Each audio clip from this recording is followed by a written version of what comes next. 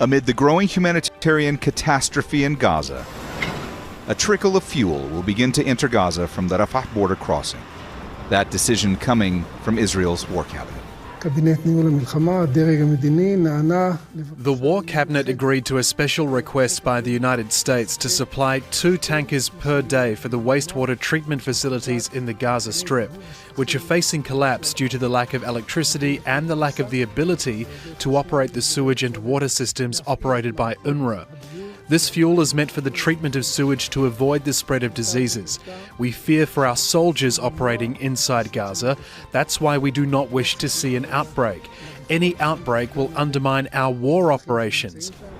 While the government insists the fuel will be utilized by the United Nations and vows it will not end up in the hands of Hamas, that hasn't stopped far right-wing politicians from lashing out.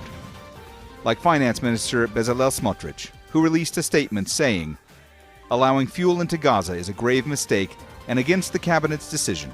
It reflects weakness, it's giving oxygen to the enemy, and it allows Sinwar to sit in an air-conditioned bunker comfortably, watch the news, and continue to manipulate Israeli society and the families of the hostages."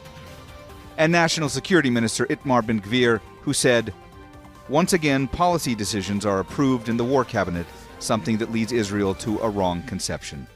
As long as our abductees don't even get a visit by the Red Cross, there is no sense to give the enemy humanitarian gifts.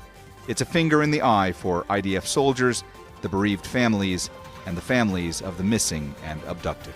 While internal divisions may not yet pose a political threat to Prime Minister Benjamin Netanyahu, he's also faced growing outrage over how he and his government are handling the issue of securing the release of Israeli captives still being held in Gaza. Their family members and relatives have been demonstrating for days, making their way from Tel Aviv to Jerusalem. We are marching here today to Jerusalem.